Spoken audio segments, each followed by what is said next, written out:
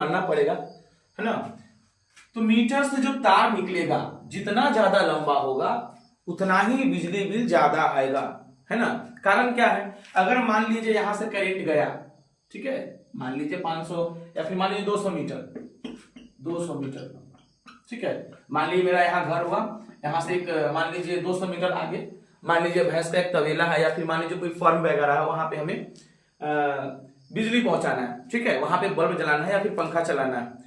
तो 200 मीटर तार मीटर से निकला, 200 मीटर।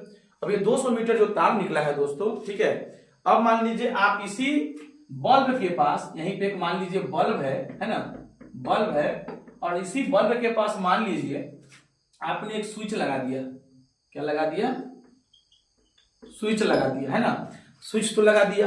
अब ये स्विच जो आपने लगाया है तो आपने स्विच यहां से बंद किया, ठीक है, बट करंट जब लाइट जाएगी तो करंट तो यहां तक जाएगा ही ना। आपने यहां से बंद कर दिया बट करंट तो यहां तक जाएगा। तो जितना लंबा तार होगा दोस्तों उतना ज्यादा बिजली बिल आना ही है। इसलिए कभी भी जब घर बंद करें या कहीं जाना हो, ठीक है, तो देखिएगा आप कहां से बंद करेंगे, मीटर के पास से बंद करेंगे, मेन स्विच बंद कर देगा, एमसीबी गिरा देंगे तो सबसे बढ़िया है, ठीक है। ये मत सोचिएगा कि हाँ हम अपना जहां पंखा है जहां टीवी चल रहा है वहीं से बंद कर देंगे मेन लाइन, क्योंकि मेन लाइन मीटर से जो तार है उसमें तो करंट जाना है, ठीक है। लॉस यहाँ पे आपका लॉस होगा ही होगा, यहाँ पे लॉस होना है।